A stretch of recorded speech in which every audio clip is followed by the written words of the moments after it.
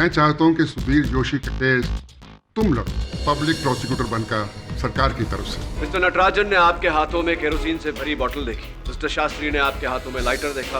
वो kerosene bomb आपने बनाया तात्या से मांगी हुई बोतल और केरोसिन से, और आपने वो किया जो कोई सपने में भी नहीं सोच सकता था। मिस्टर जोशी, ये ले राठौड़, मर। 14 जुलाई को कुर्ला के रजिस्ट्रार ऑफिस में मैंने ही अपने हाथों से बनाया बॉम्ब फेंका। मेरा धर्म है बेगुनाह को बचाना, और अगर सुधीर जोशी बेगुनाह है तो मैं उसे बचाऊंगा। मैंने क्या कहा था केडी साहब, शौक हो जाएंगे। What will you do now? Your honour, case समाप्त हो गया, आपने निर्णय सुना दिया। प्रोसिक्यूशन यानी कि राष्ट्र जीत गया। अब मैं इन कागजों के बंधन में तो नहीं हूं। I am KD Pathak, defence attorney. Revision court में आपका केस मैं लड़ूंगा, अगर आपको स्वीकार हो तो।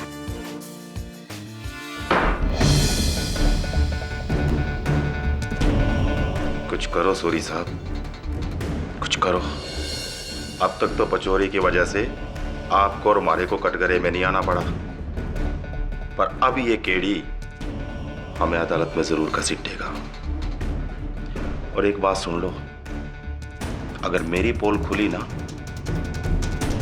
तो मैं आपका नाम भी ले दूंगा। दोनों भाई फंसेंगे। केडी का कोई इलाज करना होगा। सांप के बिल में हाथ डाला है उसने।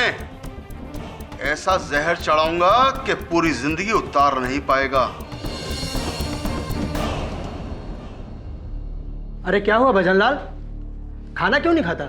इस ससुरा केडी पाठक भी ना, एक हरिश्चंद्र कम था दुनिया में, जो दूसरा आ गया। कुछ तो करना पड़ेगा।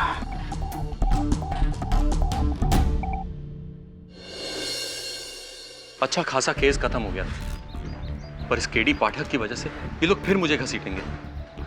क्यों पड़ा मैं इन सब में, क्यों?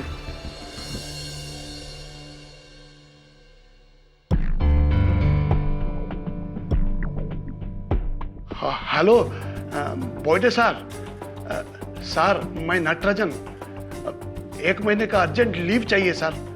वो चेन्नई में मदर सीरियस, मेरे को अर्जेंट जाने का।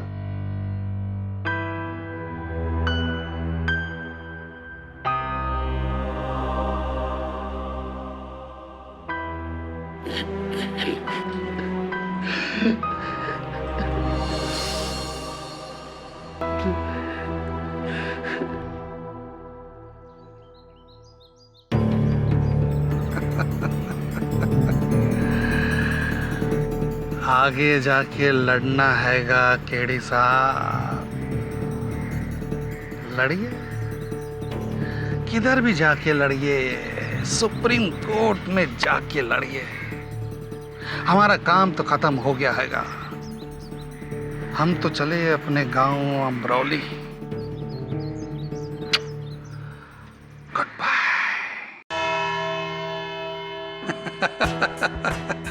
अरे पाठक साहब, हमको यहाँ क्यों बुलाया हैगा? हाँ? वो सारा का सारा केस तो खत्म हो गया हैगा, हमारा काम तो खत्म हो गया हैगा। हम तो अपने गांव अमरौली जा रहे हैंगे। हाँ, अगर आपने ये केस पहले ठीक तरह से लड़ा होता तो शायद आप आज अमरौली जा रहे होते, यहाँ न खड़े होते। पिछली बार हमसे क्या गलती हो गई? पूरा का पूरा केस तो एक तरफा था, और आप जैसे राम हो तो रावण का कोई बचाव कर सकता हैगा क्या? बताइए।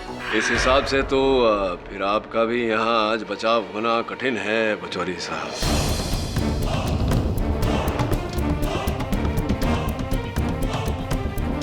समझा नहीं। समझाता हूँ ना, ये देखिए,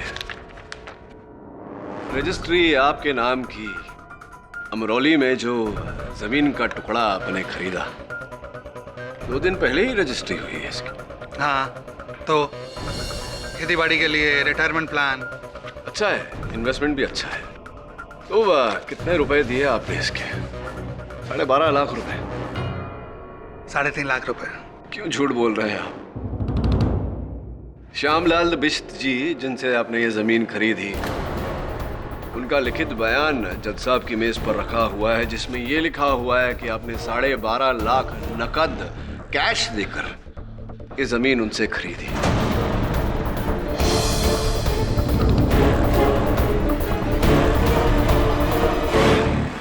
पचौरी साहब, एक सरकारी वकील का वेतन कितना होता है ये तो आप भी जानते हैं, मैं भी और जज साहब भी। इसमें तो ये मुमकिन नहीं था, कहाँ से लाए ये पैसे आप? जी वो कर्जा लिया था। किससे? दोस्त है। क्या नाम है दोस्त का? वो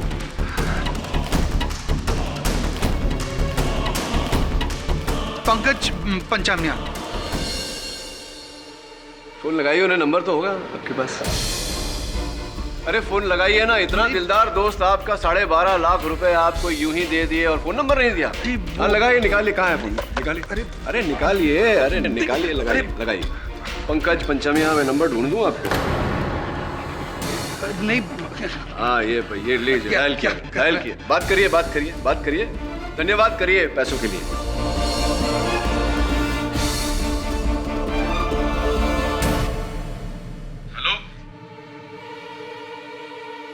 क्या हुआ? पैसे वापस मांग लिए क्या? जी वो पैसे मैंने अपने दोस्त से नहीं लिया, किसी और से लिया था।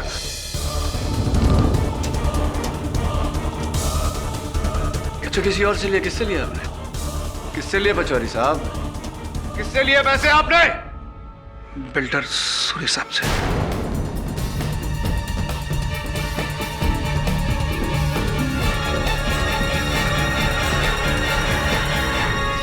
बिल्डर सूरी साहब से? लेकिन क्यों एक बिल्डर ने एक सरकारी वकील को 12.5 लाख रुपए दिए? किस बात के? समझा नहीं। पचौरी साहब ने जो आप पर आरोप लगाया है उस पर आए, उससे पहले मैं ये कहना चाहता हूँ कि एंटी करप्शन ब्यूरो आपके विरुद्ध तहकीकात कर रही थी, अब तो उसमें बहुत बड़ी बाधा आ गई। अच्छा हो गया आपके लिए। मतलब कैसी बात है?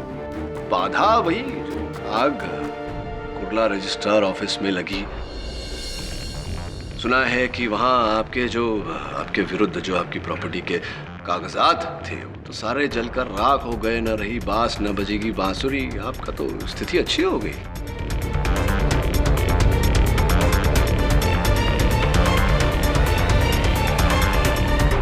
पर वो आग तो इस आदमी ने लगाई है। इस केस में मेरा कोई लेना देना नहीं है। चलिए ये बताइए कि आपने पचौरी साहब को 12.5 लाख रुपए क्यों दिए? कौन कहता है? अरे मैं उसको जानता तक नहीं, एक ढेला नहीं दिया मैंने उसको।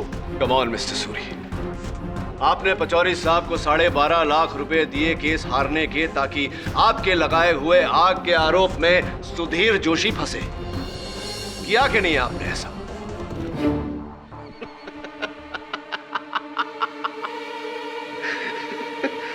कुछ भी बोले जा रहे हैं केडी साहब। मतलब आप ये कहना चाहते हैं कि वो आग लगवाकर मैंने लोगों को मरवा दिया?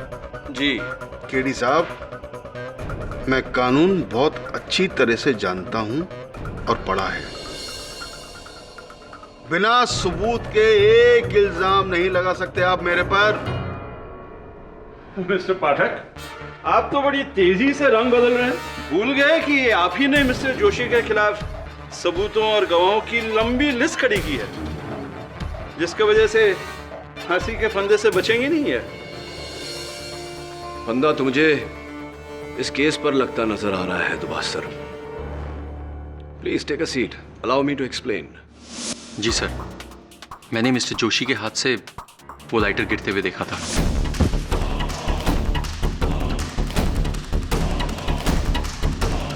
नहीं, लाइटर तो गिरते हुए देखा था, पर क्या आपने मिस्टर जोशी को उस लाइटर से वो केरोसिन बॉम्ब जलाते हुए देखा? नहीं सर, नहीं देखा। मैंने मिस्टर जोशी के हाथ में वो केरोसिन बम देखा। हाँ, लेकिन क्या आपने मिस्टर जोशी को राठौड़ साहब की खिड़की में से वो बम डालते हुए देखा? क्या बम डालते हुए देखा आपने? No but sir. देखा या नहीं देखा?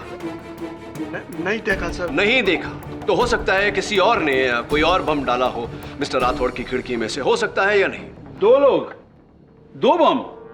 तो फिर मिस्टर जोशी के हाथ में जो बोतल थी वो कहाँ गई? सर वो बोतल मैंने वहीं झाड़ियों में फेंक दी थी। झूठ। पुलिस को झाड़ियों में कोई बोतल नहीं मिली ऑनर। बम एक ही था जो मिस्टर जोशी ने अपने घर में बनाया था योर ऑनर। उनके बच्चे का टी शर्ट इस बात का सबूत है। T shirt your honour, T shirt के बारे में पूछने के लिए मैं मिस्टर सुधीर जोशी की धर्मपत्नी मयूरी जी को कटघरे में बुलाने की अनुमति चाहता हूँ। अनुमति है। पिछली बार मैंने आपसे पूछा था कि ये कपड़े का टुकड़ा आप पहचानती हैं या नहीं, और आपने कहा था कि ये तो मेरे ही बेटे आदर्श की टी शर्ट का टुकड़ा है। पर ये बड़े तिकड़े कसं काय गेलं? जी हाँ, वो मेरे ही बेटे आदर्श के टी शर्ट का टुकड़ा है। क्षमा चाहता हूँ, पिछली बार एक प्रश्न आपसे पूछा नहीं था, इस बार पूछ लेता हूँ। ये टी शर्ट नया था या पुराना? जी नया है, 1 हफ्ते पहले ही खरीदा था। बस 1 हफ्ते पुराना, almost brand new. Your honour, अगर कोई पिता अपने बेटे का टी शर्ट नष्ट करके अपने ही किसी उपयोग में लाना चाहता है तो वो अपने बेटे की पुरानी टी शर्ट यूज करेगा, ना कि नहीं। और ये टी शर्ट योर ऑनर बिल्कुल नया था। तो क्या आप कहना चाहते हैं कि ये टी शर्ट किसी और ने चुराया? क्या बात है दुबाश सर, आपने तो मेरे मन की बात पढ़ ली। आप पहली मंजिल पर रहती हैं? जी। कपड़े कहाँ सुखाती हैं? खिड़की के बाहर। खिड़की के बाहर, तो इसका अर्थ ये हुआ कि बहुत आसान है किसी के लिए वहां से आपके कपड़े चोरी करके ले जाना। जी हाँ, हो सकता है।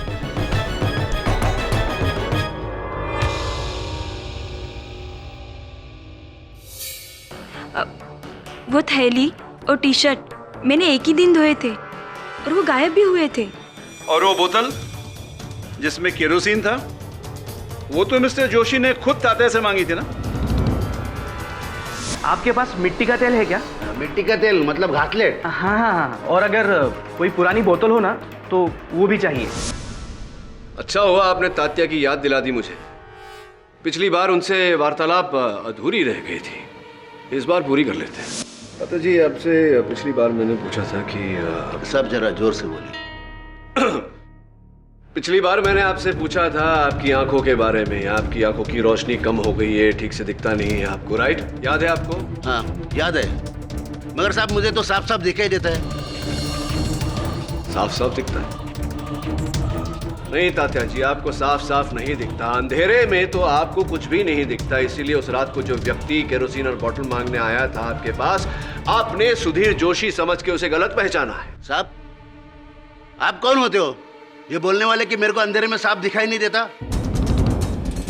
मुझे अंधेरे में साफ दिखाई देता है। रॉकेट लेने ये सुधीर ही आया था। अच्छा जी। तो चलिए साबित करिए। योर ऑनर, मैं अदालत से दरख्वास्त करता हूं कि कुछ समय तक अदालत की बत्तियां बंद कर दी जाए। Permission granted.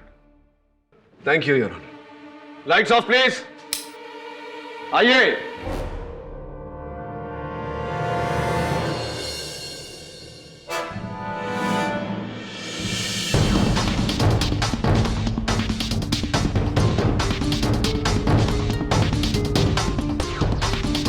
तात्या। कौन? अरे यार, मैं हूं मनोहर शिंदे, तेरे ऊपर के फ्लैट में जो रहता हूं। झूठ, बिल्कुल झूठ। मैंने तुम्हें पहचान लिया। तुम मनोहर शिंदे नहीं हो। तो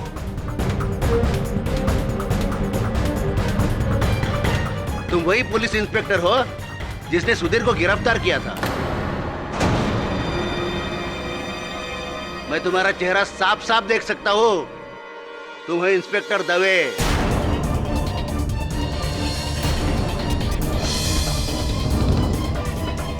मैं तुम्हारा चेहरा साफ साफ देख सकता हूं। तुम हो इंस्पेक्टर दवे।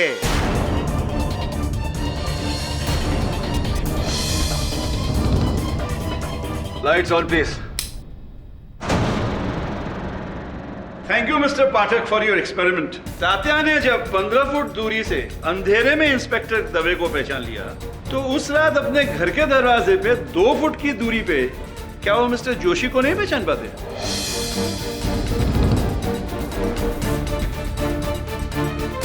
आपको तो अंधेरे में दिखता नहीं था ना, अब कैसे दिखने लगा?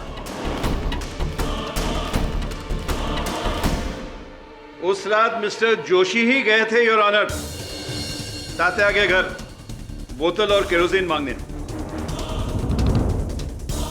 और उन्होंने तात्या से इस बात को अपनी पत्नी से छिपाने के लिए कहा था क्योंकि इनके मन में खोट थी। बोलिए मिस्टर जोशी।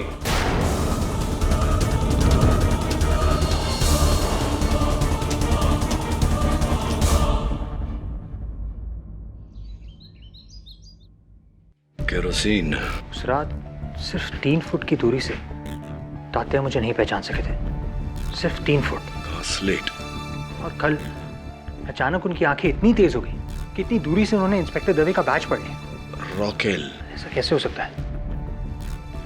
ये तो कोई चमत्कार है। मिट्टी का तेल। केरोसिन को अलग अलग नामों से बुलाया जाता है। महाराष्ट्र में उसे घासलेट या रॉकेल। वरुण, उस रात जो व्यक्ति तात्या के पास गया था, आपके पास मिट्टी का तेल है क्या? मिट्टी का तेल मतलब घासलेट? उसने मिट्टी का तेल मांगा था, जबकि तात्या और सुधीर जोशी दोनों महाराष्ट्रियन हैं। तो घासलेट या रॉकेल क्यों नहीं मांगा? मिट्टी का तेल क्यों? इन शब्दों का प्रयोग क्यों किया? मैं कुछ समझा नहीं। इसका अर्थ यह हुआ कि जो व्यक्ति सुधीर जोशी का रूप लेकर गया था वो मराठी नहीं है। Accountant Natarajan, builder Suri, manager Rathore या गवाह शास्त्री, इनमें से कोई भी हो सकता है। Anything is possible.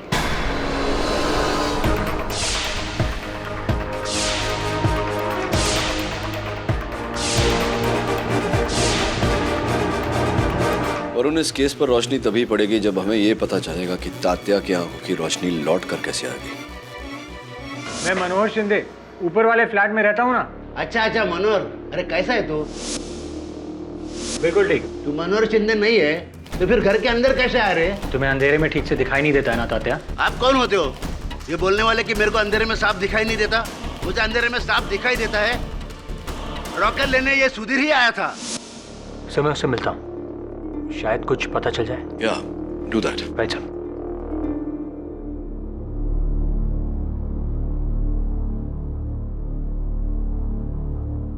Mister Natarajan, mister Natarajan, क्या है आपके फाइल में?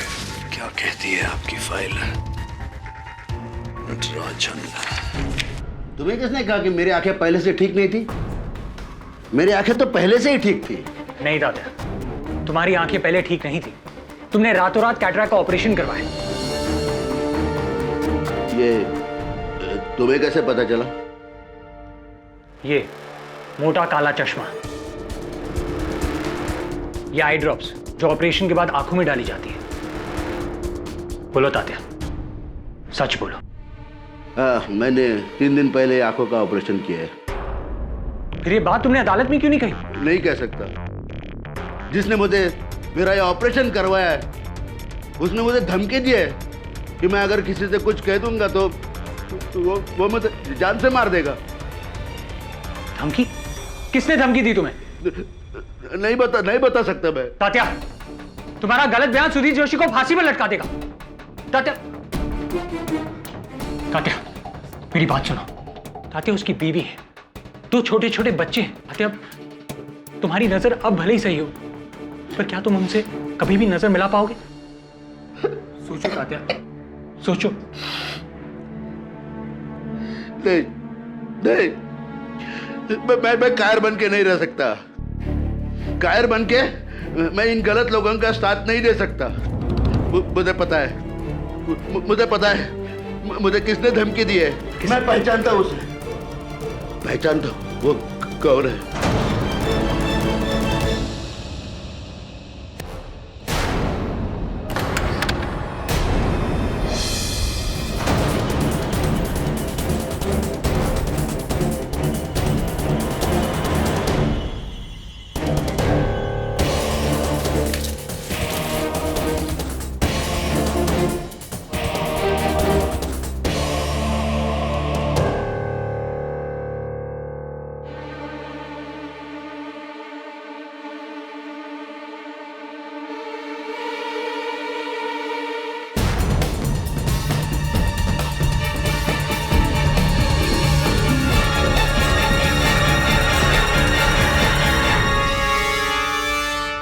स्वीकार कीजिए वचन सिंह जी कि आप ही ने मेरे ऑफिस में वो केरोसिन बॉम्ब फेंका था।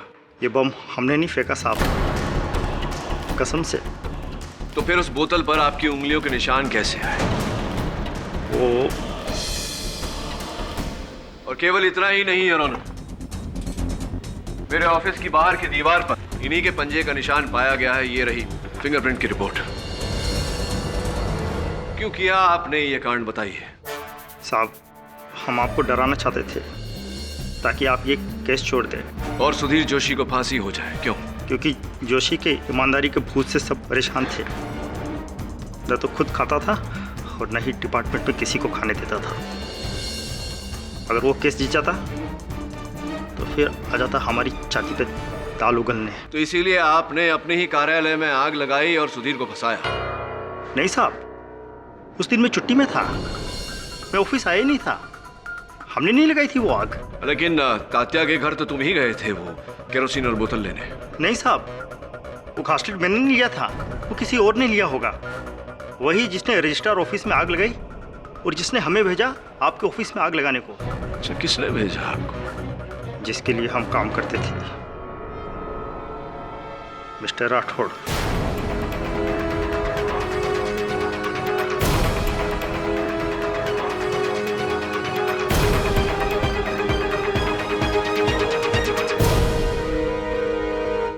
झूठ बोल रहे हो है यो नमक हराम।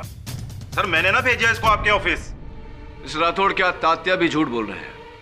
तात्या? हाँ साहब, यही वो आदमी है जो उस दिन कोर्ट के बाद मेरे घर पे आया था।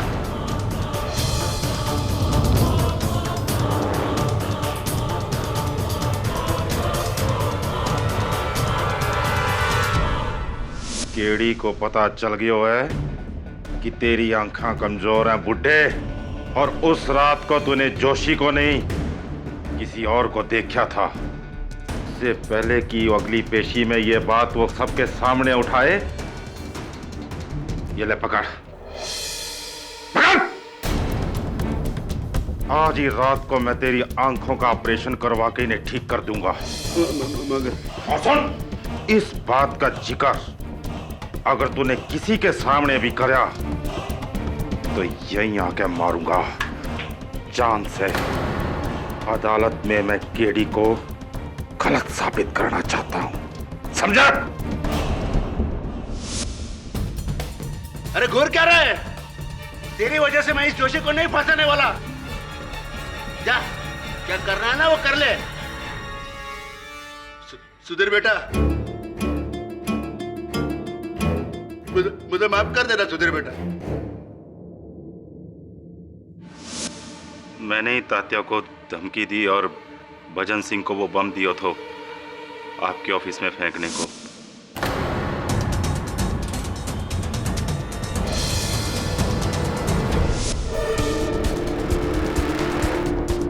क्योंकि मैं चाहता था कि किसी भी तरह यह आग का केस जोशी पे टिका रहे,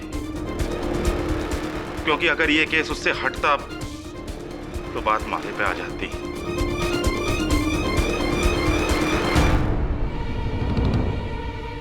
सूरी बिल्डर के साथ करोड़ों को घपलों किया तो वो बात।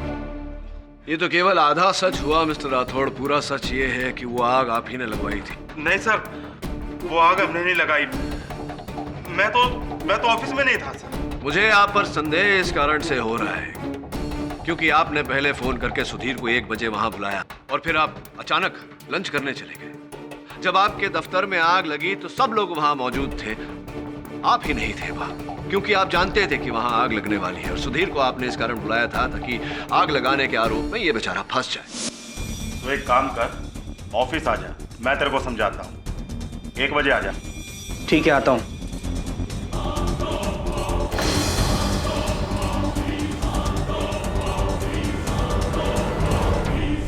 नहीं सर, मैं सच्ची में लंच पे लेट हो गया था और मारे को तो पता नहीं था कि सुधीर ऑफिस आने वाला है। झूठ मत बोलिए मिस्टर राठौड़।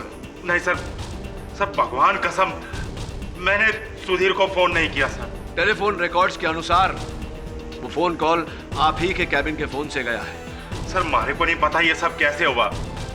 किसी और ने किया होगा मेरी टेबल से जब मैं ऑफिस हाँ, में नहीं लेकिन था। तात्या के घर तो आप ही गए थे वो केरोसिन और बोतल लेने। नहीं सर, तात्या के घर मैंने गया घासलेट लेने। कोई और होगा सर, ये जोशी होगा। मारे को पता था कि ये आग का बिल मारे नाम पे ही फटेगा। सूरी, ये सब तेरी वजह से हो रहा है, और अगर मैं फंसूंगा ना तो तेरे को भी नहीं छोड़ूंगा मैं। राठौर, अपने गुनाहों में मुझे मत फंसा। मिस्टर सूरी, आप बैठ जाइए। मेरा गुनाह दिखाऊं अदालत को? तेरे जाली एग्रीमेंट की डुप्लीकेट कॉपी दिखाऊं? मिस्टर सूरी, अब भ्रष्टाचार के आरोप से तो आप बच नहीं सकते, और ये रजिस्ट्रार ऑफिस में आग लगाने का आरोप जो आप पर... सर, मैंने आग नहीं लगाई है। मैं मानता हूँ कि राठौर के साथ मिलकर करोड़ों के कागजात का घपला मैंने किया है, पर वो कागज मैंने नहीं जलवाए। हाँ, मैं मौके का फायदा जरूर उठा रहा था, पर वो आग मैंने नहीं लगवाई है। मैंने आग नहीं लगाई। घर वो केरोसिन मैं नहीं था, और नहीं राठौर। मुझे लगता है कि वो नटराजन था।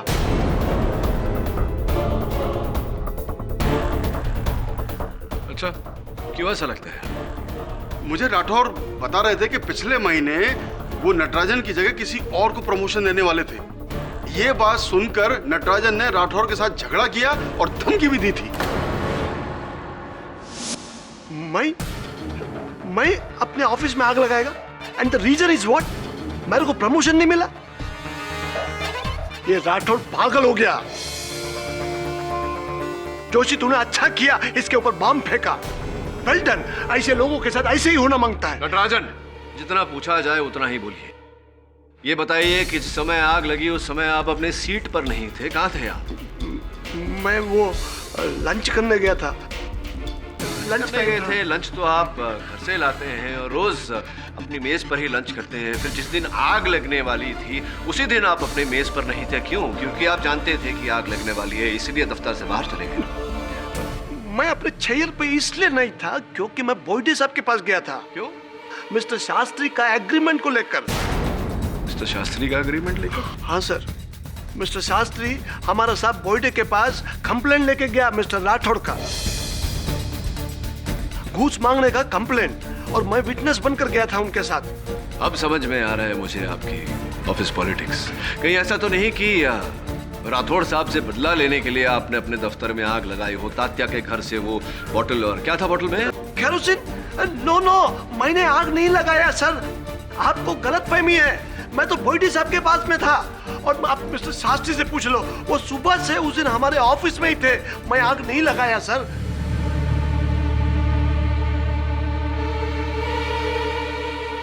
मिस्टर शास्त्री, आपने मिस्टर राठौड़ के विरुद्ध घूसखोरी की कंप्लेंट की थी। जी हाँ, राठौर मुझसे रजिस्ट्रेशन अमाउंट कम करवाने के लिए 20,000 रुपए की रिश्वत मांग रहा था। इसीलिए मैंने मिस्टर नटराजन को गवाह बनाकर उनके बॉस के सामने कंप्लेन करने को कहा। दरअसल मैं रजिस्ट्रार ऑफिस इसीलिए आया था और अचानक जोशी से टकरा गया। राइट, और आपने कहा था कि आपने इनके हाथों में केवल लाइटर देखा और कुछ नहीं था इनके हाथ? नहीं, और कुछ नहीं था। पर आपने तो ये साबित कर दिया ना कि मिस्टर जोशी के हाथ में लाइटर के साथ साथ एक मिट्टी के तेल से भरी बोतल भी थी। एक्सक्यूज मी, काय से भरी बोतल? मिट्टी के तेल से। राइट। मिस्टर शास्त्री, नटराजन साहब का कहना है कि आप सुबह से वहीं थे रजिस्ट्रार ऑफिस में। कहाँ बैठे थे आप? मिस्टर राठौड़ की टेबल पर? हाँ जी। फिर तो उनकी टेबल पर रखा हुआ फोन आपके हाथों के बिल्कुल करीब रहा होगा। जी, तो इसका अर्थ यह होता है कि आप ही ने सुधीर जोशी को फोन करके वहां बुलाया।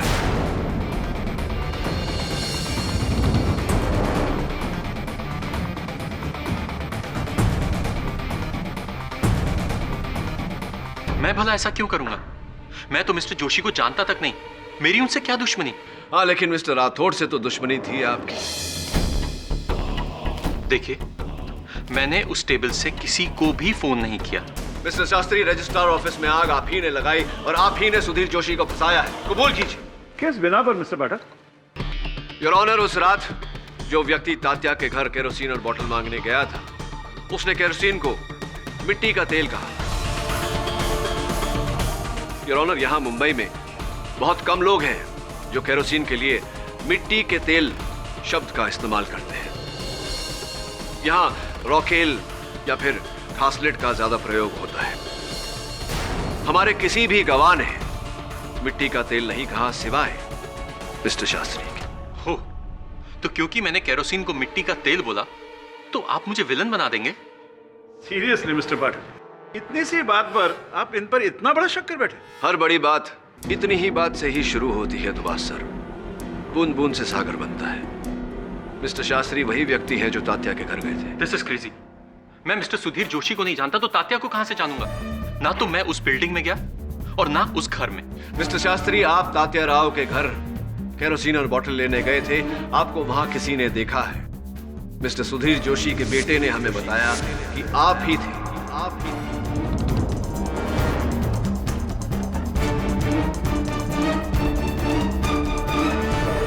तो ये नई जानकारी आपको कैसे मिली और कब?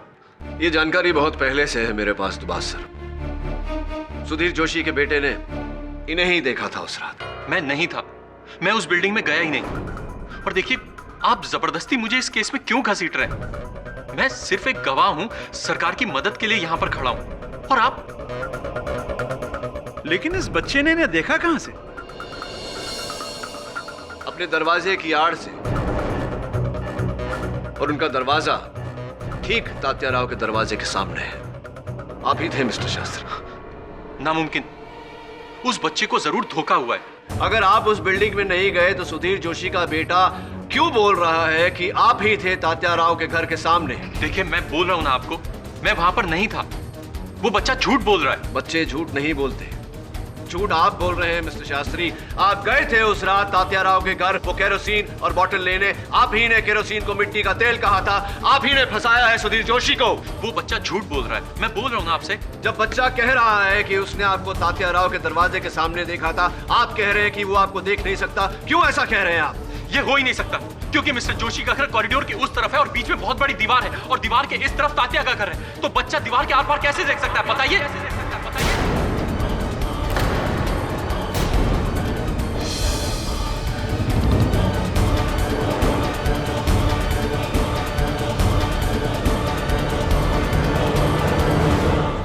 सही कहा आपने मिस्टर शास्त्री।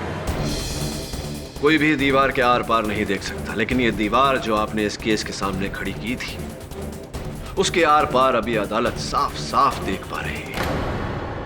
कृपया कर अदालत को बताइए कि जब आप तात्या राव को जानते ही नहीं थे, सुधीर जोशी को जानते ही नहीं थे, उनके बिल्डिंग में कभी गए ही नहीं थे, तो फिर आपको कैसे पता कि सुधीर जोशी का घर कॉरिडोर के कोने में है और उसके दरवाजे और तात्या राव के दरवाजे के बीच दीवार है?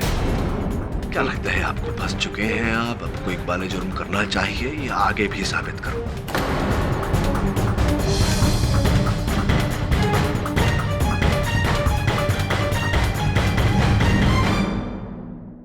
कई दिनों पहले जब मैं मिस्टर राठौर के ऑफिस में बैठा था अपने फ्लैट की रजिस्ट्री के लिए, तो उन्होंने मुझ पर जरूरत से ज्यादा टैक्स लगाया। जब मैंने एतराज किया तो उन्होंने मुझे धुतकार दिया। उसी समय मिस्टर जोशी वहां पर आए थे। वो मैं ही था जिसे राठौर ने ऑफिस से बाहर जाने के लिए कहा था। और बाहर जाकर मैंने राठौर और जोशी के बीच के झगड़े को सुना।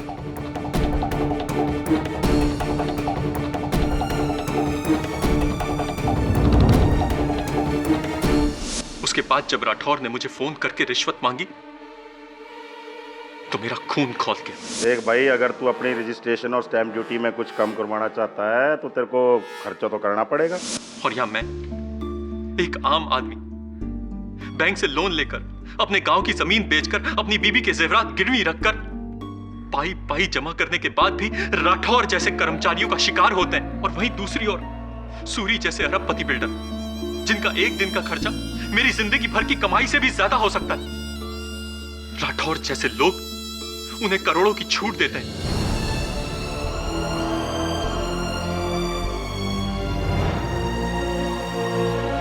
कब तक एक आम आदमी अमीरों और भ्रष्टाचारियों के बीच पिसता रहेगा? मेरे सब्र का बांध टूट गया और फिर मैंने फैसला किया कि मैं राठौर और उसके सिस्टम से बदला लूंगा। और मैंने एक प्लान बनाया। राठौर और जोशी की लड़ाई का फायदा उठाकर मैं कई दिनों तक जोशी का पीछा करता रहा, उसके घर, उसके पड़ोसियों के बारे में जानकारी हासिल की।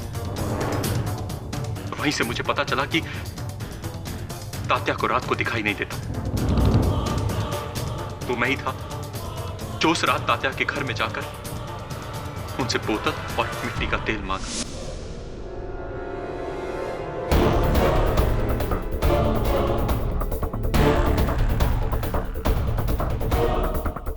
और फिर मैंने जोशी की बालकनी में जाकर सूखते हुए कपड़ों में से वो टी शर्ट और वो थैली निकाली और एक क्रूड बॉम्ब बनाया।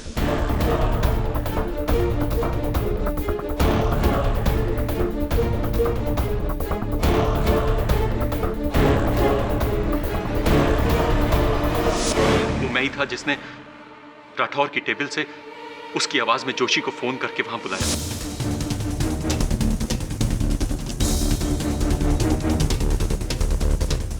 उस दिन जब जोशी बिल्डिंग के पीछे गया तो मैंने ही खिड़की से वो दूसरा बम फेंका। धमाका हुआ और जोशी वहां से भागा। मैं जानबूझकर जोशी से टकराया ताकि उसके खिलाफ गवाह बन सकूं। और फिर झाड़ियों में पड़ी उस बोतल को भी मैंने गायब कर दिया।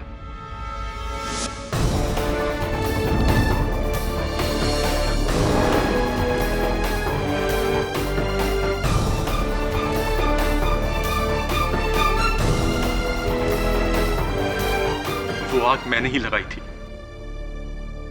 ये एक आम आदमी का इंतकाम है। ये कैसा इंतकाम है आपका मिस्टर शास्त्री? आपकी लगाई हुई आग में कोई भ्रष्ट नेता, कोई भ्रष्ट बिल्डर या भ्रष्ट कर्मचारी नहीं मरा। जिन 13 लोगों की जान गई वो आप ही की तरह आम साधारण व्यक्ति थे। उनमें से भी कोई गांव में अपनी जमीन बेचकर आया था, कोई अपनी बीवी के जेवर गिरवी रख कर आया था। उनका घर बसने से पहले ही आपने उन्हें उजाड़ दिया और फंसाया भी किसे? आप ही की तरह एक साधारण ईमानदार सज्जन सुधीर जोशी। ये इंतकाम नहीं मिस्टर शास्त्री, घोर अन्याय है, घोर अन्याय। The defense rests, Your Honor. ये अदालत Mister Suri, Mister Rathore, Mister Bhajan Singh को भ्रष्टाचार के आरोप में गिरफ्तार करती है और इन पर केस चलाने के लिए हुक्म देती है। और ये अदालत कुर्ला रजिस्ट्रार ऑफिस की आगजनी के केस में मिस्टर अभिक शास्त्री को दोषी मानती है। उसे 13 लोगों की मौत के लिए दोषी मानती है और दफा 302 के तहत उसे उम्र कैद की सजा देती है और मिस्टर सुधीर जोशी को बेगुनाह मानते हुए उसे बाइज्जत बरी करती है।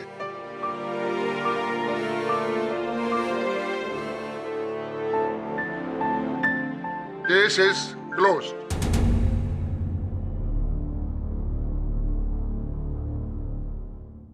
बधाई हो सुधीर। Thank you. जब तक आप जैसे वकील हैं मिस्टर पाठक, मेरा इस समाज पे विश्वास कायम रहेगा। हम आपका शुक्रिया अदा कैसे करें सर? भ्रष्टाचार के विरुद्ध अपनी ये जंग जारी रखकर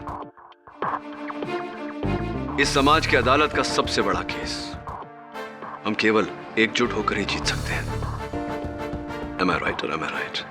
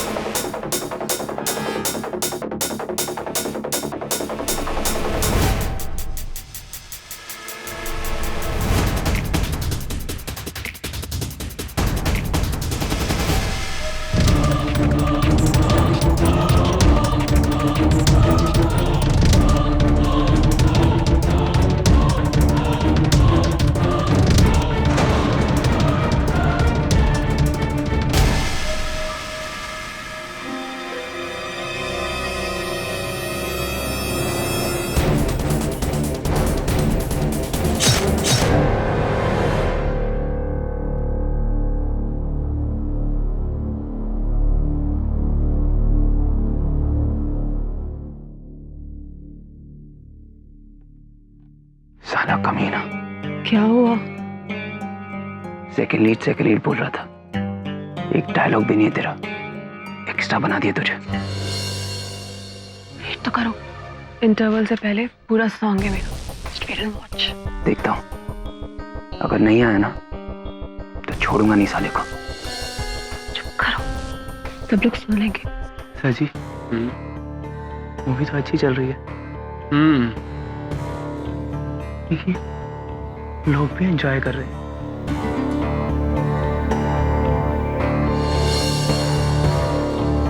लेकिन प्रोड्यूसर साहब खुश नहीं है ना, वो तो बैठे हुए वहां अकेले मुंह लटका के। नहीं सर जी, रिलीज का टेंशन होगा और आप टेंशन मत लीजिए, एकदम रिलैक्स हो जाइए क्योंकि अपनी पिक्चर तो हिट है।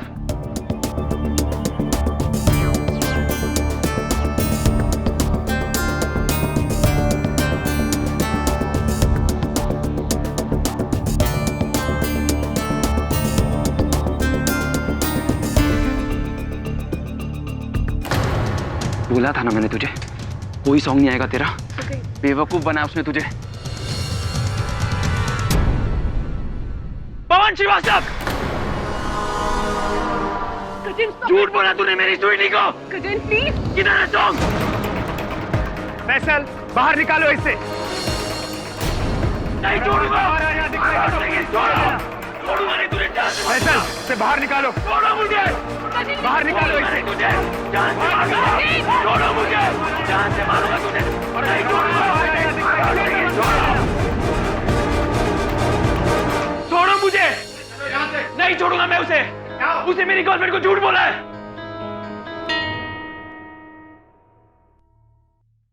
पागल हो गए तुम? दिमाग खराब हो गया तुम्हारा? क्या किया तुमने? तो और क्या करता मैं? वो तुम्हें बेवकूफ बना रहा था। बेवकूफ तो तुम हो ही, और तुम्हारी इस बेवकूफी ने मेरे लिए आगे के सभी रास्तों को बंद कर दिया है। You know what?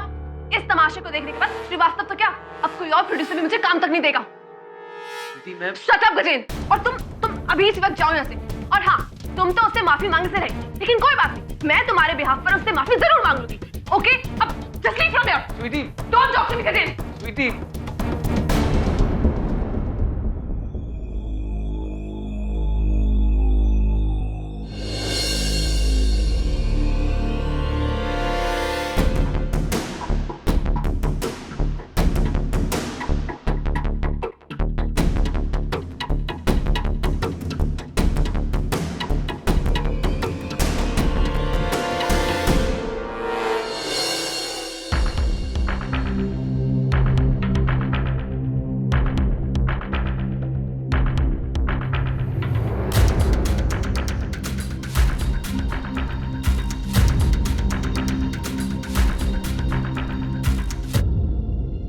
Sir ji, ये प्रोड्यूसर साहब अकेले में बैठे हैं।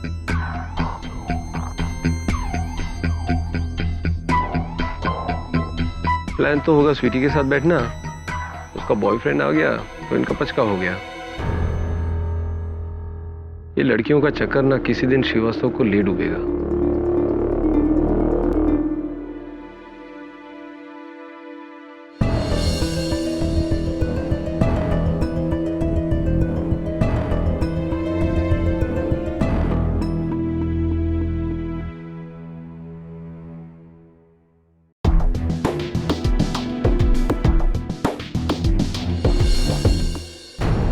पर सर जी, वो कौन है? कौन? अरे मरेगा साला। श्रीवास्तव साहब ने कहा था किसी को मेरे नजदीक आने मत देना। पर सर वो कर क्या रहा है? कौन है? ए, क्या हो रहा है? लाइट!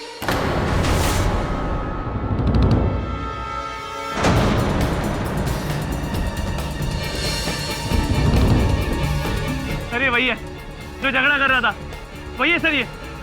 फैजल, पकड़ो पकड़ो इसे। पवन जी, पवन जी, अरे अरे इसने पवन जी का खून कर दिया इसने।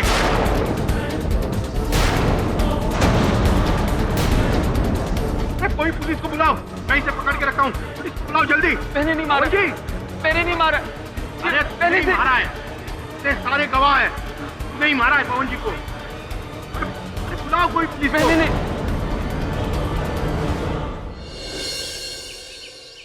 वरुण मेरे दोस्त, एक बहुत ही खूबसूरत केस आ रहा है हमारे पास। खूबसूरत केस? हाँ खूबसूरत केस। तकरीबन 5 फीट 6-7 इंच हाइट, सर पे shades, short dress, high heels. खूबसूरत केस। सब आप किसकी बात कर रहे हैं? उसकी। उसकी किसकी?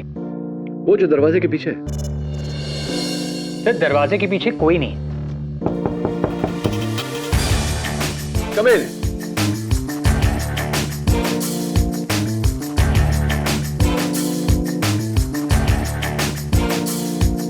Mister KD Pathak. Hi, may I call you sweetie? Please come in sweetie. तो आपके बॉयफ्रेंड गजेंद्र और प्रोड्यूसर श्रीवास्तव के बीच कहासुनी हुई। श्रीवास्तव ने फिजिकली आपके बॉयफ्रेंड को प्रीव्यू थिएटर के बाहर भिजवाया।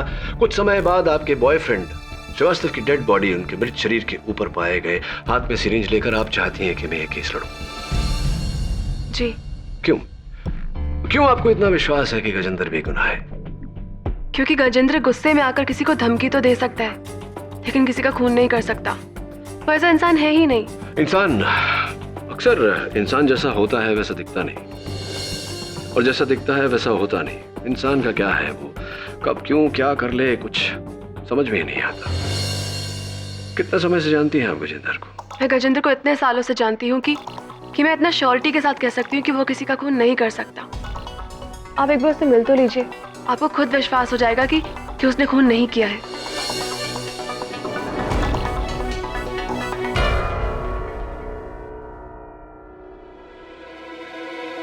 ओके। सब इसके बारे में आपको कैसे पता चला? अखबार में केस की रिपोर्ट छपी है, और ये केस इतना विचित्र है कि कोई वकील इसे लेना नहीं चाहता। कौन बचा? केडी पाठक। केडी साहब, मैं सिर्फ इतना कह सकता हूँ कि मैं स्वीटी से बहुत प्यार करता हूँ, और ऐसा कोई काम नहीं करूँगा जो मुझे उससे दूर ले जाए। और आप ही सोचिए, अगर मैं उन्हें मारना चाहता तो सबके सामने झगड़ा कर कर अपने लिए मुसीबत क्यों मोल लेता? गए क्यों थे श्रीवास्तव के घर? क्या करने गए थे? मुझे बाद में अपनी गलती का एहसास हुआ और स्वीटी के खातिर मैं उनसे माफी मांगने गया। वहां जाकर जब मैंने देखा,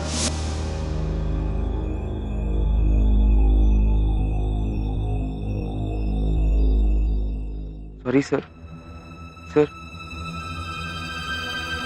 सर सर लाइट।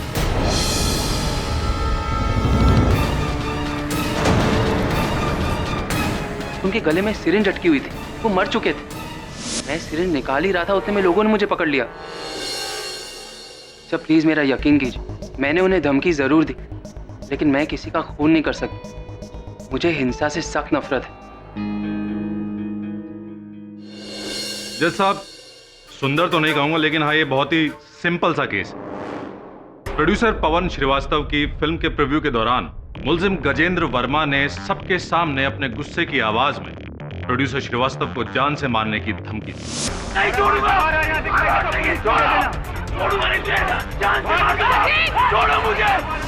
इसके बाद मुलजिम गजेंद्र वर्मा को बेइज्जत करके जब थिएटर से बाहर निकाला गया तो उसने जहर का इंजेक्शन मार के प्रोड्यूसर श्रीवास्तव की हत्या कर दी।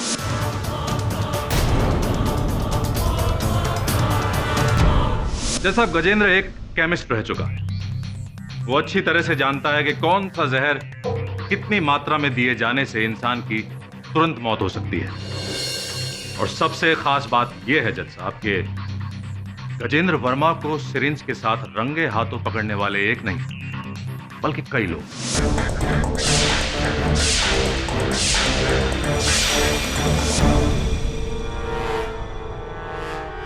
भरद्वाज,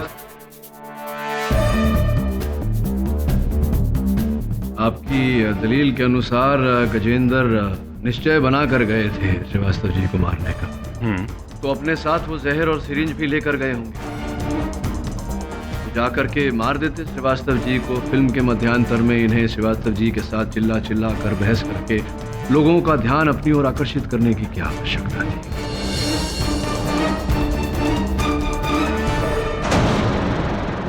केडी साहब, ये तो आप और आपका क्लाइंट गजेंद्र ही बेटर जानता होगा। बहरहाल ये भी हो सकता है कि जब गजेंद्र को बेइज्जत करके बाहर निकाला गया तो वो जहर और सिरिंज लेकर आया होगा और प्रोड्यूसर श्रीवास्तव को मार दिया होगा। होने को तो कुछ भी हो सकता है भरद्वाज साहब, लेकिन ऐसा हुआ नहीं है योर ऑनर। पुलिस जांच के अनुसार गजेंद्र ने थिएटर के आसपास किसी भी केमिस्ट से किसी भी प्रकार का जहर या कोई सिरिंज नहीं खरीदी। मुद्दा ये नहीं है केडी साहब कि गजेंद्र जहर और सिरिंज घर से लेकर आया या केमिस्ट। मुद्दा ये है कि गजेंद्र को श्रीवास्तव का खून करते हुए कई लोगों ने देखा है। भरद्वाज साहब, अक्सर जो होता है वो दिखता नहीं और जो दिखता है वो होता नहीं। इस केस में भी ऐसा ही है यार। मेरे मुवक्किल का ये कहना है कि वो श्रीवास्तव जी की गर्दन में सिरिंज डाल नहीं रहे थे, उसे निकाल रहे।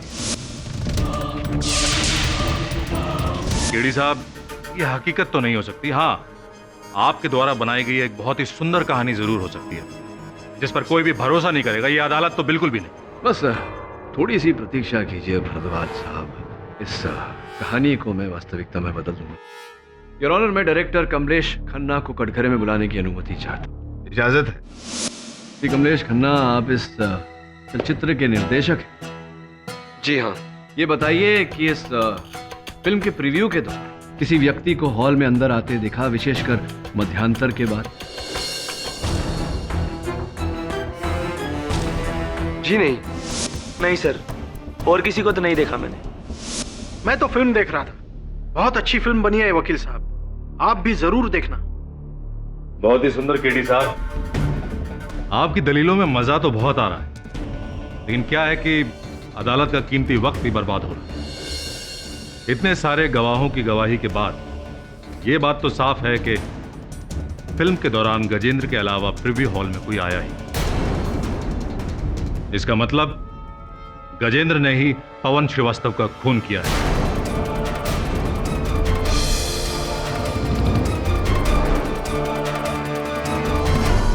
इतनी जल्द नतीजे पर पहुंचने से पहले भरद्वाज साहब जरा सोच लीजिए कि ये किसी मासूम की जिंदगी का सवाल है।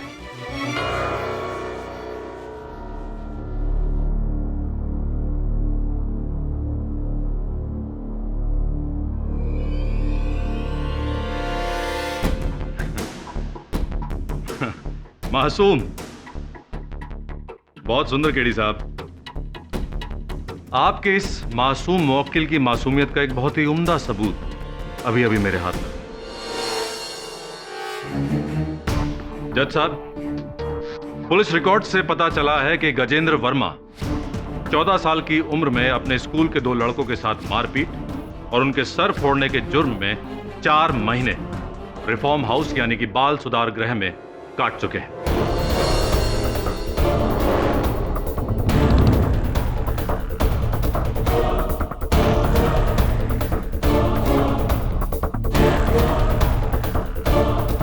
और उससे भी सुंदर बात यह है कि बाल सुधार गृह से निकलने के बाद भी जनाब सुधर नहीं पाए। सर प्लीज मेरा यकीन कीजिए, मैंने उन्हें धमकी जरूर दी, लेकिन मैं किसी का खून नहीं कर सकता। मुझे हिंसा से सख्त नफरत है।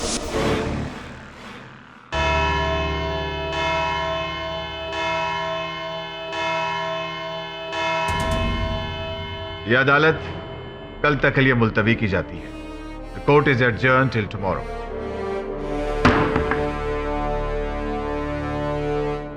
हर कोई जानता है जितना मैं हिंसा से नफरत करता हूं उससे कहीं ज्यादा झूठ से नफरत है मुझे। क्या सोचकर झूठ बोला तुमने मुझे गजेंद्र? क्या कहा था तुमने? हिंसा से मुझे नफरत है। ये सब क्या था जो कोर्ट में बताया? सर मैंने आपसे कभी झूठ नहीं कहा। हाँ, बचपन में नादानी में मुझसे गलती हो गई थी, जिसकी सजा मैंने 4 महीने रिफॉर्म हाउस में रहकर बिताई।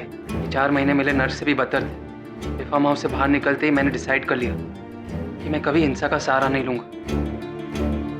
तो प्लीज मेरा यकीन कीजिए, मैंने खून नहीं किया। और कुछ है, कोई बचपन की बात या जवानी की बात जो तुमने मुझे बताई ना हो? प्लीज बता दो। नहीं सर, और कुछ भी नहीं।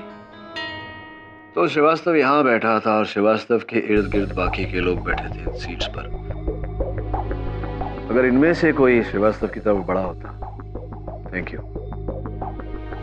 तो इन लोगों में से उसे अवश्य किसी ने देखा होता। बाहर इन दरवाजों से कोई अंदर आया होता, तब भी यहाँ बैठे लोगों में से किसी ने उसे देखा होता, जैसे कि गजेंद्र को देखा। अगर इंटरवल के बाद ऑडिटोरियम में बाहर से कोई आया नहीं, किसी ने किसी को आते हुए देखा नहीं, तो फिर श्रीवास्तव की हत्या की किसने? सर हो सकता है इनमें से कोई एक झूठ बोल रहा हो।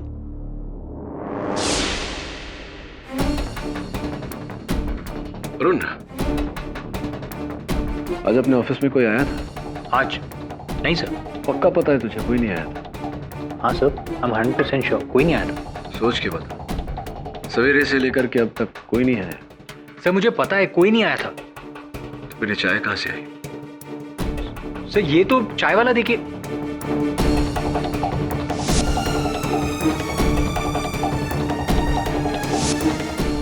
एग्जैक्टली।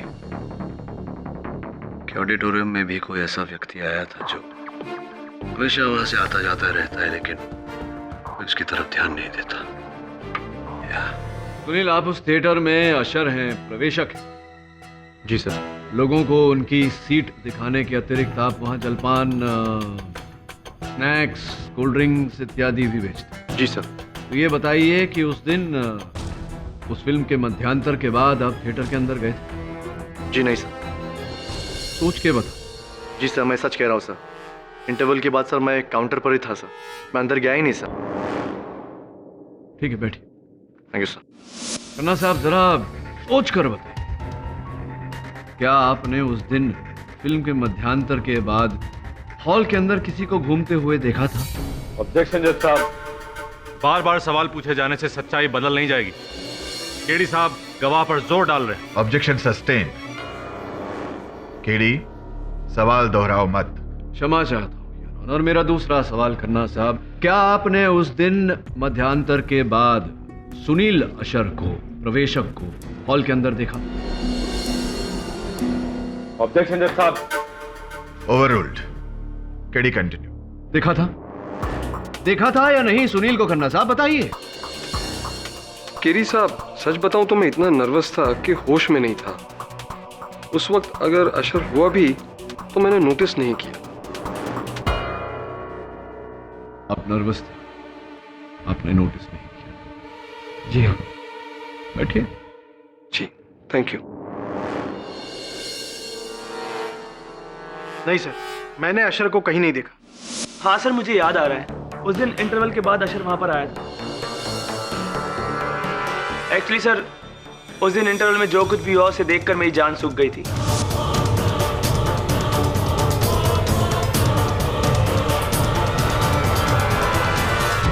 और झगड़ा खत्म होते होते इंटरवल खत्म हो गया और मूवी भी शुरू हो गई थी सर। और मुझे प्यास लगी थी, लेकिन मैं बाहर जा नहीं पाया, इसलिए मैंने चारों तरफ नजर घुमाई और वहां मैंने अशर को पाया। हेलो, अजीब आदमी, लेकिन उसने मेरी तरफ ध्यान नहीं दिया और चला गया।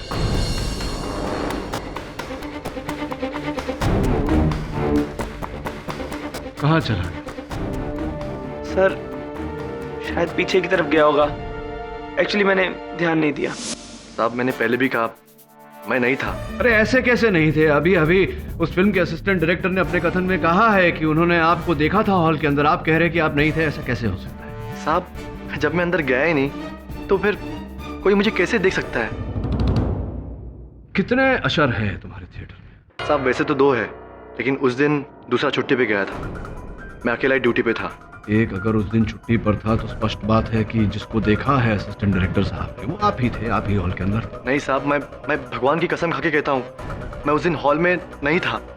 मैं तो इंटरवल के बाद पूरी फिल्म खत्म होने तक थिएटर के बाहर ही था, अंदर गया ही नहीं। थिएटर के बाहर थे? थिएटर के बाहर क्या कर रहे थे? नहीं बोलिए, थिएटर के बाहर क्या कर रहे थे? कार पार्किंग में मैं अपनी गर्लफ्रेंड मीना से बात कर रहा था। वैसे चलो बा, कुछ समय के लिए मान लेते हैं कि तुम अपनी गर्लफ्रेंड मीना से बात कर रहे थे, तो फिर असिस्टेंट डायरेक्टर ने जिसे देखा वो कौन था? केडी साहब, वो कोई नहीं था। वो सिर्फ और सिर्फ एक वहम है, हम। हॉल में कोई आया ही नहीं था। आया था भरद्वाज साहब। अशर भले ना आया हो, लेकिन अशर के कपड़ों में कोई व्यक्ति अवश्य आया। भाई बहुत सुंदर केडी साहब, ये तो आपने एक नई कहानी शुरू कर दी।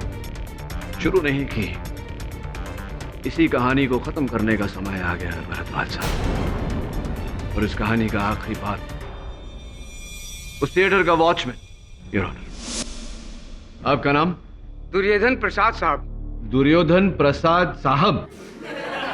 Order order. साहब नहीं साहब, साहब तो आप हैं, मैं सिर्फ दुर्योधन प्रसाद ही हूँ। अच्छा, तो दुर्योधन जी ये बताइए कि उस थिएटर के वॉचमैन द्वारपाल आप हैं? जी साहब। आपने उस फिल्म के मध्यांतर के बाद किसी को अंदर जाते हुए देखा? नहीं साहब, इंटरवल के बाद तो कोई आता ही नहीं साहब। पर हाँ, याद आया, एक आदमी को अंदर जाते हुए देखा था मैं। तुम्हें कैसे मालूम है कि वो बाहर का आदमी था? क्योंकि वो आदमी थिएटर से बाहर आया ही नहीं, क्योंकि आया था तो इंटरवल के बाद ही आया था। और ये बात आप इतने विश्वास के साथ कैसे कह सकते हैं? साहब, वो आदमी इंटरवल खत्म होने के बाद अपनी गाड़ी में आया और गाड़ी हॉल के बाहर उसने पार्क कर दी। जब मैंने उससे कहा गाड़ी अंदर पार्क कर दो, तो वो मुझे अंग्रेजी में सेटअप करके चला गया। और ये जो आदमी इंटरवल के बाद अंदर घुसा था, ये बाहर कभी आया? इसे बाहर आते देखा? नहीं साहब, मैं उस समय चाय पीने को चला गया था। इस व्यक्ति का हुलिया कैसा? कैसा क्या मतलब? दिखता कैसा था वो? साहब, जैसे सब लोग दिखते हैं, हम आप, वैसे ही था। मेरा मतलब है व्यक्ति का कद, उसकी ऊंचाई कितनी थी? अरे जैसे सबकी होती है वैसे ही थी, हमारी और आप जैसी। अच्छा, ये बताओ कि जिस व्यक्ति को तुमने इंटरवल के बाद अंदर जाते हुए देखा था, किस रंग के कपड़े पहने थे उसने? कमीज किस रंग की पहनी थी? रंग तो अरे हर आदमी वही रंग पहनता है, जैसे आप पहने और मैं पहनता हूँ, वैसे ही रंग था। मेरे या आप? मतलब दोनों की तरह, आप जैसा और मेरी जैसा। ये बताइए कि जिस रंग की कमीज उस व्यक्ति ने पहनी थी, क्या यहाँ अदालत में किसी ने उस रंग की कमीज पहनी है? क्या वकील साहब, सबने एक जैसे कपड़े पहने, जैसे आपने और मैंने। God, you colour blind. Your honour, दुर्भाग्यवश ये कलर ब्लाइंड है, इन्हें रंगों की पहचान नहीं, किंतु मुझे पूरा विश्वास है कि जिस व्यक्ति को इन्होंने मध्यांतर के बाद थिएटर में जाते हुए देखा था, वही हत्यारा है। जज साहब, केडी साहब इस अदालत का वक्त बर्बाद कर रहे हैं। अरे जिस आदमी को रंगों की पहचान ना हो, जो आदमी किसी का होलिया ठीक से बयान तक ना कर सके, उस आदमी की बात का यकीन कैसे किया जा सकता है? भरद्वाज साहब, ये कलर ब्लाइंड है, पागल नहीं। आपका कहना बहुत सुंदर है केडी साहब, लेकिन ये भाई साहब कलर ब्लाइंड है, ये राज तो अभी खुला है। इनके बारे में और ना जाने कितने राज खुलने बाकी हैं। जज साहब, इस आदमी की गवाही पर भरोसा नहीं किया जा सकता। Excuse me KD sir. Your honour, अनुमति चाहता हूं। इजाजत है।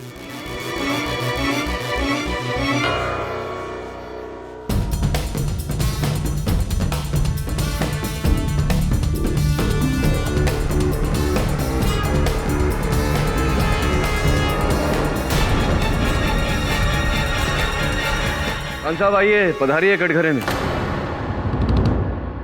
मिस्टर फैजल खान, आपने पुलिस को अपने ये दूसरे सेलफोन के बारे में नहीं बताया था, क्यों? जरूरी नहीं समझा। क्यों? 2 महीने पहले से वो सेलफोन मैं यूज ही नहीं कर रहा हूँ। क्यों?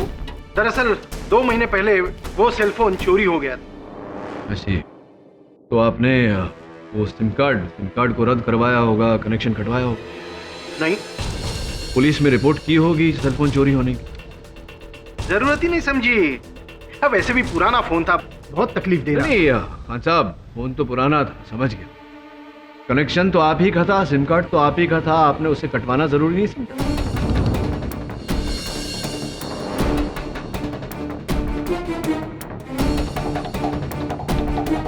आप जानते हैं आपके उसी सिम कार्ड से पिछले 2 महीने में कितने फोन किए गए?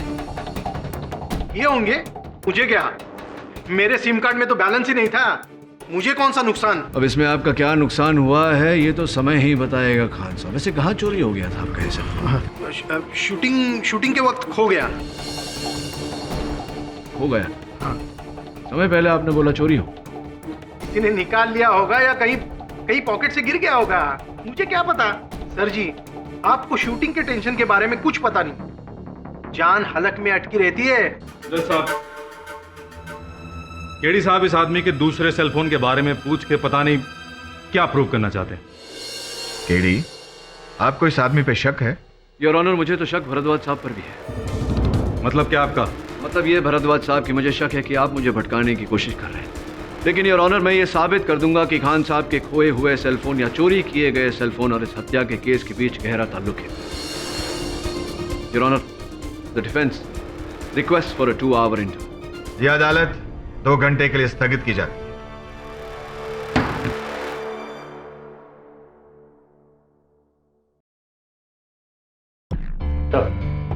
ये प्रोड्यूसर श्रीवास्तव के ऑफिस का पियन है, गंगाराम तावड़े। तावड़े जी, ये बताइए कि पिछले कुछ दिनों श्रीवास्तव जी का किसी के साथ झगड़ा, कोई लड़ाई, कोई अनबन ऐसा कुछ हुआ था क्या? साहब, फिल्म लाइन में पंगे होते रहते हैं, लेकिन आए दिन उनकी बीवी के साथ जबरदस्त झगड़ा होता था साहब। अच्छा, तो किस बात पे होता था पत्नी के साथ झगड़ा?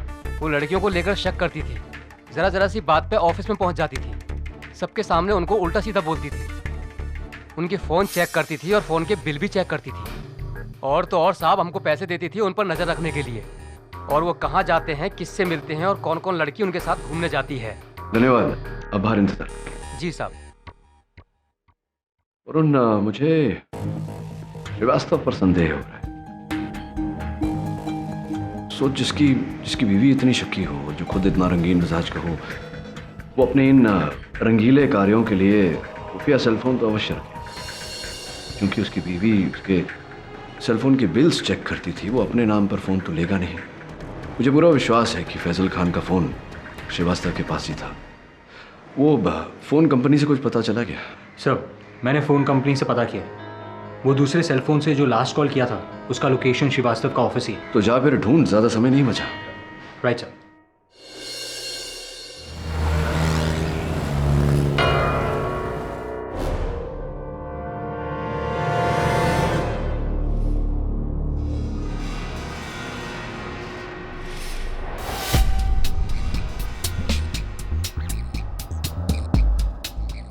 साहब जल्दी कीजिए। तुम फिक्र मत करो, तुम्हें कुछ नहीं होगा, मुझे मेरा काम करने दो।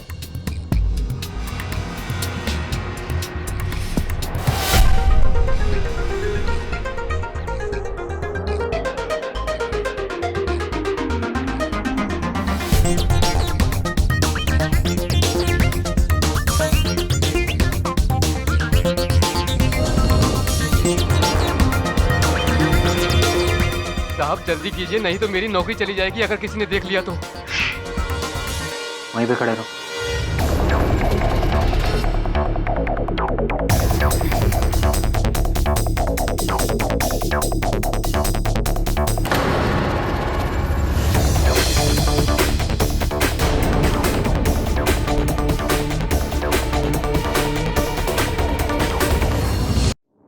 कौन साहब, इस सेलफोन को पहचानते हैं? पहचानते होंगे, आप ही का है। जी।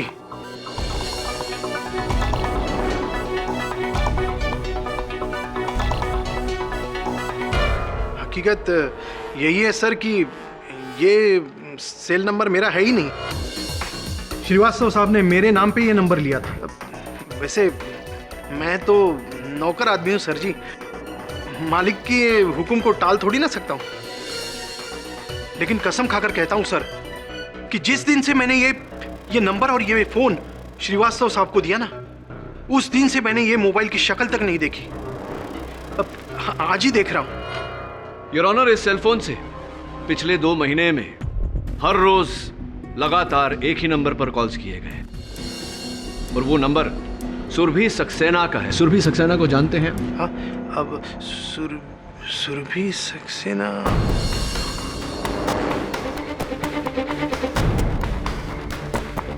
हाँ हाँ, वो उन्होंने कुछ साल पहले श्रीवास्तव साहब की एक फिल्म में सेकंड हीरोइन का काम किया था। राइट।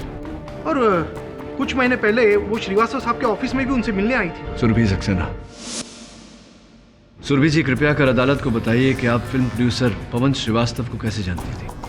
जी, कुछ साल पहले मैंने उनकी फिल्म में काम किया था। कुछ 2 महीने पहले आप उनके दफ्तर गई थी उनसे मिलने? जी बिल्कुल मिली थी। मुझे काम के सिलसिले में बहुत सारे प्रोड्यूसर्स, डायरेक्टर्स, कास्टिंग डायरेक्टर्स से मिलना पड़ता है। Of course. मैं गई थी उनसे मिलने। और उसके बाद दूसरी मुलाकात कब हुई उनके साथ? दरअसल उस मुलाकात के बाद जरूरत ही नहीं पड़ी। सुरभि जी, पिछले 2 महीने से श्रीवास्तव जी आपको लगातार प्रतिदिन 4-5 बार फोन कर रहे हैं और आपकी वार्तालाप मिनटों नहीं घंटों चल रही थी। आप झूठ क्यों बोल रही हैं कि आपकी बात ही नहीं हुई उनके साथ? प्लीज सच बताइए। जी, दरअसल मैं और पवन बहुत जल्द शादी करने वाले थे।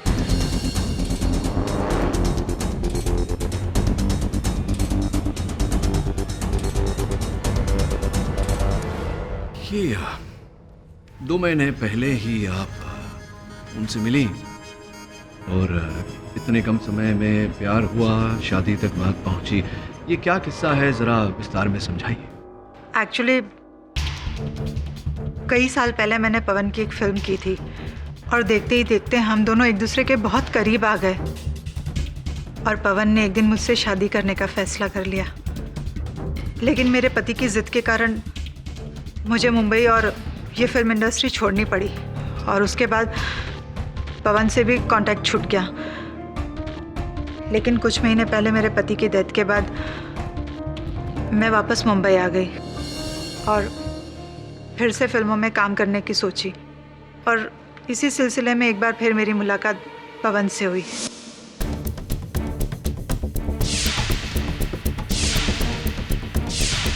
और इस फिल्म की रिलीज के बाद पवन अपनी बीवी को तलाक देकर हमारी शादी अनाउंस करने वाले थे।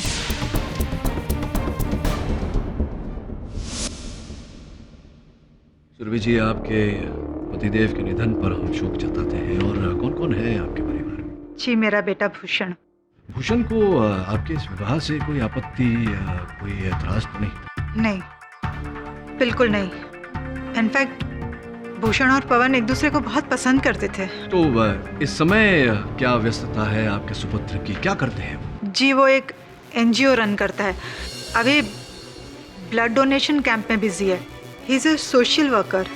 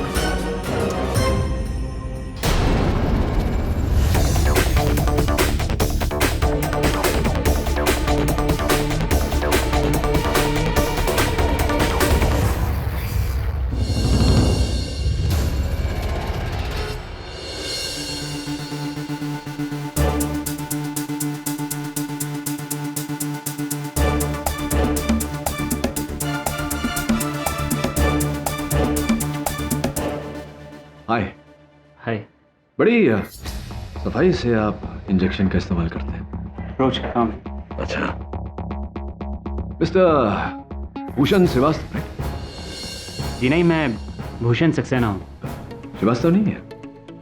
जी नहीं, मैं सक्सेना हूँ। गुस्सा क्यों हो रहे हैं? श्रीवास्तव नाम से कोई नफरत है क्या आपको? क्या बकवास कर रहे हैं आप? मैं बकवास नहीं कर रहा हूँ, नफरत तो होगी ना, इसलिए तो आपने मिस्टर पवन श्रीवास्तव को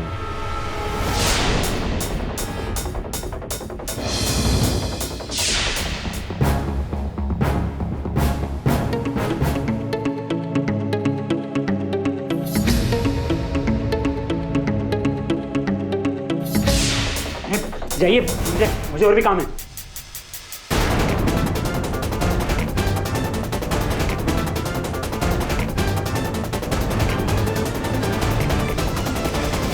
योर ऑनर, अपनी फिल्म की स्क्रीनिंग की रात, हत्या की रात, श्रीवास्तव जी को किसी का इंतजार था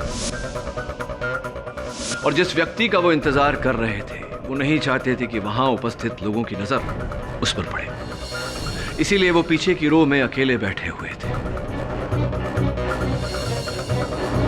श्रीवास्तव जी के जीवन का सबसे बड़ा रहस्य सुरभि सक्सेना थी, या यूं कहिए उनके सुपुत्र भूषण, और भूषण को ही उन्होंने वहां बुलाया था मुलाकात करने के लिए, उनके और सुरभि जी की शादी के बारे में बताने के लिए।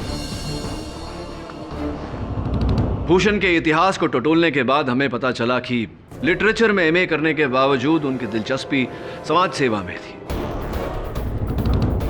कई blood donation camps, medical camps का वो हिस्सा बने थे, इसीलिए योर ऑनर उन्हें दवाइयों और सिरिंजेस का बहुत तजुर्बा था, और इसी जानकारी के आधार पर मैंने उनका पीछा करवाया।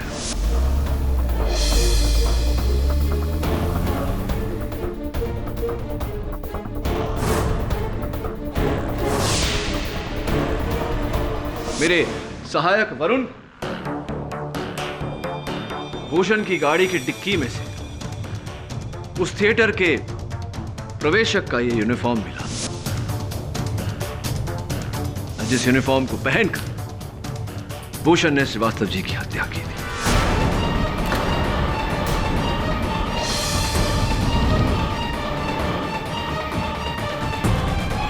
केडी साहब, आपकी इस एक्साइटिंग स्टोरी का अंत काफी बोरिंग रहा। भूषण की कार की डिक्की में अशर के कपड़े मिल जाने से भूषण कातिल साबित नहीं हो जाता। वो कपड़े वहां कोई और भी रख सकता था भूषण को फंसाने के लिए। भरद्वाज साहब, कहानी अब तक खत्म नहीं हुई, पिक्चर अभी बाकी है मेरे दोस्त। आप भूल गए कि हमारे पास एक चश्मदीद गवाह भी है। योर ऑनर, मैं इस केस के इकलौते गवाह उस थिएटर के वॉचमैन दुर्योधन प्रसाद जी को कटघरे में बुलाने की अनुमति चाहता हूं। दुर्योधन प्रसाद साहब, अदालत को यह बताइए कि उस रात जिस व्यक्ति को आपने मध्यांतर के बाद थिएटर में घुसते हुए देखा था, जिसने आपको क्या कहा था? अंग्रेजी में बोला था शट अप। हाँ, क्या वो व्यक्ति इस समय अदालत में उपस्थित है? जी वकील साहब, ये सामने खड़ा है, वही आदमी है।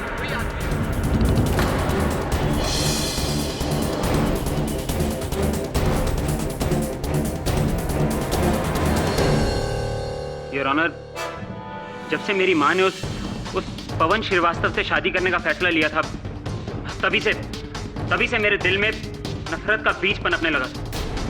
बहुत साल पहले उसने मेरी माँ को धोखा दिया था, और आज फिर जब उसे अपनी जरूरत पड़ी तो वो मेरी माँ से शादी करने के लिए आ गया। मैं अपनी माँ की जिद को अच्छी तरह जानता था, इसलिए मैंने कभी उन्हें जाहिर नहीं होने दिया कि मुझे इस शादी से कोई भी एतराज है। लेकिन दिल ही दिल में मैं उसके लिए नफरत बढ़ाता जा रहा था, और ये नफरत की इंतहा थी कि जब मुझे पता चला कि इस फिल्म के बाद श्रीवास्तव और मेरी माँ अपने संबंधों को दुनिया के आगे जाहिर करने वाली, और तभी मैंने सोच लिया कि इस फिल्म की स्क्रीनिंग के बीच में ही मैं उसे खत्म कर दूंगा। श्रीवास्तव ने मुझे इस फिल्म की स्क्रीनिंग के लिए बुलाया था। मैं आया तो था, लेकिन इंटरवल के बाद। अरे साहब जी, वो आपने गाड़ी बाहर पार्क कर दी है साहब, जगह अंदर बहुत है, अंदर खड़ी कीजिए ना। शराब अंग्रेजी में शराब। और फिर उसके बाद मैंने अपनी जैकेट के नीचे अशर के कपड़े पहन लिए थे।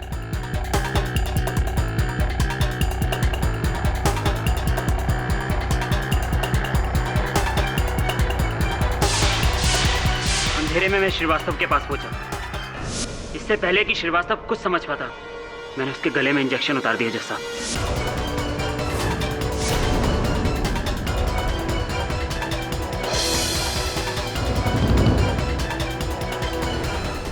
श्रीवास्तव को मार के मैं वहां से चुपचाप बाहर निकल गया। और फिर योर ऑनर गजेंद्र ने श्रीवास्तव जी को वहां देखकर उनकी गर्दन से वो इंजेक्शन निकाला। उसी समय डायरेक्टर खन्ना वहां आ गए और उन्होंने शोर मचाया।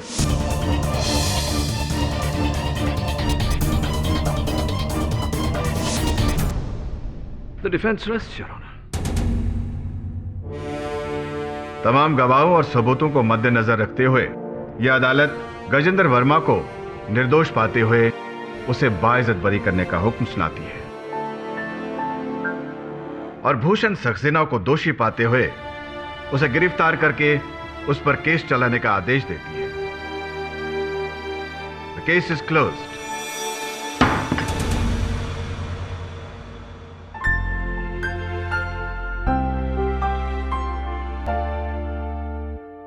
हाँ भरद्वाज साहब, कैसा लगा इस कहानी को हकीकत का रूप लेते देख? मजा आया या नहीं? आप बहुत ही सुंदर ढंग से लकी रहे केडी साहब। अच्छा, अगर वो अशर के कपड़े जला देता तो आप कभी भी उस तक पहुंच नहीं सकते थे। बहुत पुरानी कहावत है भरद्वाज साहब कि गुनहगार कोई ना कोई चूक अवश्य करता है, बस ढूंढने वाले की नजर चाहिए। जो चुप रहेगी जुबान खंजर, लहू बोलेगा आस्तीन।